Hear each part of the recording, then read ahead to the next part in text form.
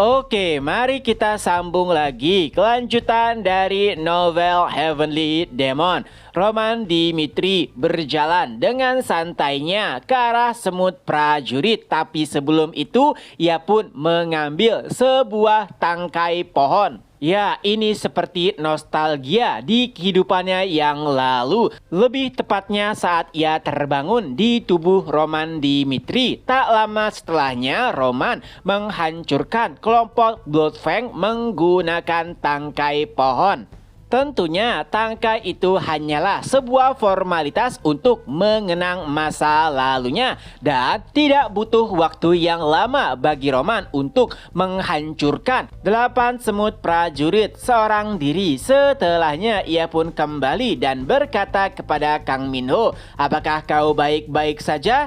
Nah, sejujurnya Kang Minho sendiri awalnya langsung putus asa tak kala Roman mengambil tangkai pohon untuk melawan semut prajurit. Bahkan dirinya sendiri sulit untuk menghancurkan mereka menggunakan pedang yang ia gunakan saat ini. Tapi bagaimana bisa seseorang malah mengambil batang pohon? Tapi yang terjadi setelahnya benar-benar di luar dugaan. Karena hanya dengan tangkai pohon tersebut, Roman Dimitri benar-benar membantai seluruh semut prajurit, yang mana bahkan setelah melihat menggunakan mata kepalanya sendiri, Kang Minho masih sulit untuk mempercayainya. Dan saat itulah Kang Minho yakin bahwa Roman Dimitri walaupun kemampuannya tidak bisa diukur menggunakan alat pengukur mana, ia adalah hunter peringkat tinggi.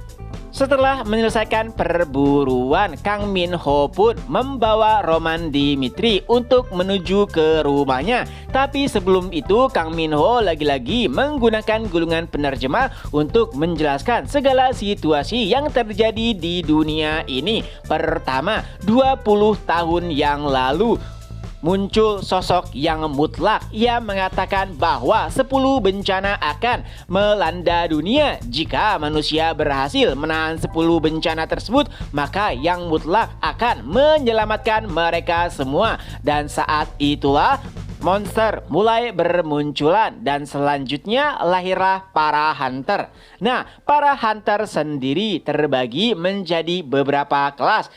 Dari kelas F sampai dengan kelas S. Kelas F sendiri diklasifikasikan sebagai hunter magang. Adapun kelas E dan kelas D seperti Kang Minho itu diklasifikasikan sebagai hunter veteran atau hunter biasa. Dan kelas B ataupun kelas A sebagai hunter VIP, di mana mereka biasanya bekerja di tempat penampungan. Dan yang terakhir adalah kelas S, dikategorikan sebagai hunter pahlawan, di mana di Korea sendiri hanya memiliki satu hunter kelas S. Dia adalah penyihir berjas putih. Nah, karena perlindungan kota bergantung kepada jumlah hunter dan kekuatan hunter, pemerintah pun membuat sebuah penampungan di pusat kota. Dan itulah penampungan terbesar yang mana dijaga oleh hunter kelas VIP dan juga kelas pahlawan. Dan sayangnya adalah beberapa kota pinggiran seperti Incheon sama sekali bukan menjadi prioritas utama dari pemerintah pusat. Jadi mau tidak mau mereka harus bertahan menggunakan kekuatan mereka sendiri. Dan tujuan Kang Minho berburu adalah untuk memperkuat diri sehingga dirinya dan juga putrinya bisa berpindah ke tempat penampungan.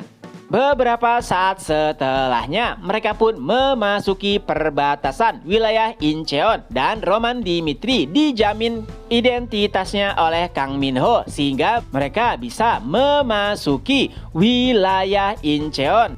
Dan setibanya di rumah, Kang Minho pun langsung disambut oleh putrinya. Kang Minho mempersilahkan Roman untuk tinggal di rumahnya dan ia akan membantu apapun itu yang diinginkan oleh Roman, termasuk pendanaan. Karena berhasil mengumpulkan mayat semut prajurit, Kang Minho bisa menjualnya dan menggunakan uang tersebut untuk membiayai kehidupan Roman. Tapi sebelum itu, setelah mendengar penjelasan Kang Minho, Roman pun meminta satu hal kepadanya. Ya, dari apa yang diceritakan oleh Kang Min Ho, setidaknya Roman akan diakui sebagai hunter peringkat tinggi yang mana kemungkinan seluruh mata akan tertuju kepadanya. Apalagi Kang Min Ho juga yang menjaminnya saat memasuki Incheon, yang mana pemerintah pasti akan langsung mengetahui keberadaannya. Roman menjelaskan tidak masalah jika ia memberitahukan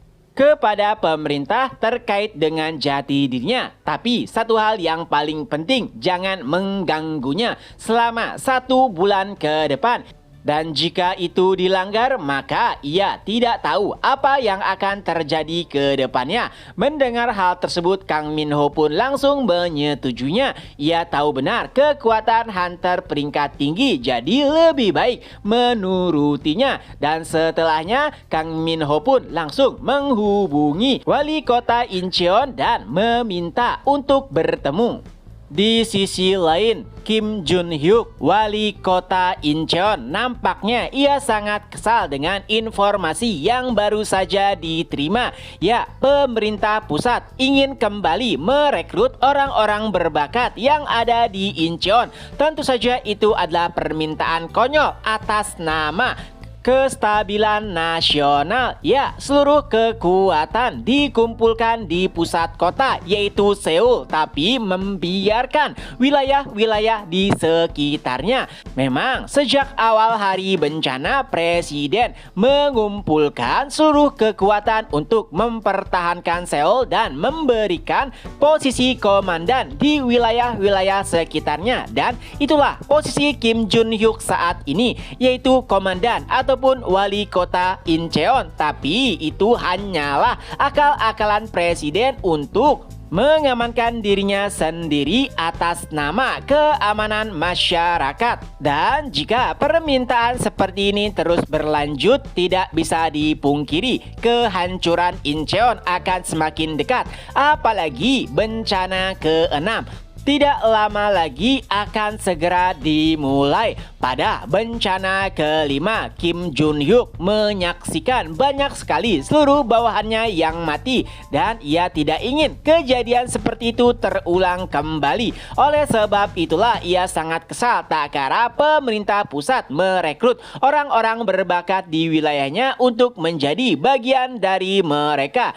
Tapi beberapa saat setelahnya, sekretaris wali kota pun menjelaskan bahwa sebelumnya ada pria misterius yang memasuki Incheon dan penjaminnya mengatakan bahwa itu adalah hunter peringkat tinggi. Mendengar hal tersebut tentu saja membuat Kim Jun Hyuk terkejut, dan tentunya ia juga penasaran ingin bertemu siapakah penjaminnya. Beberapa saat setelahnya, Kim Jun Hyuk pun bertemu dengan Kang Min Ho. Ia pun menjelaskan situasinya. Memang Kang Min Ho masih belum mengetahui kekuatan dan peringkat Roman Dimitri karena pengukur mana tidak berpengaruh kepadanya.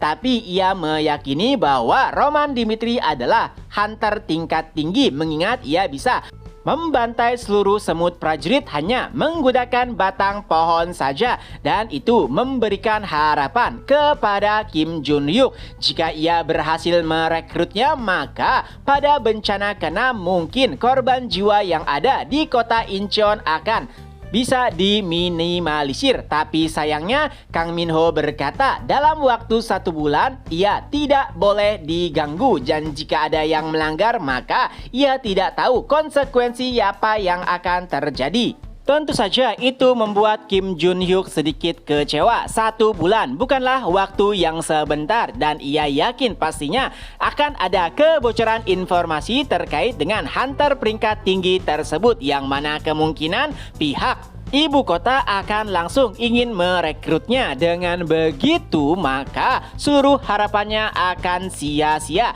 Tapi walau demikian ia juga tidak ingin menyinggung sang hunter peringkat atas untuk menjalin hubungan yang baik ke depannya. Tapi Kim Jun Hyuk pun memberikan kartu namanya kepada Kang Min Ho, lalu berkata jika ada masalah ia bisa menghubunginya.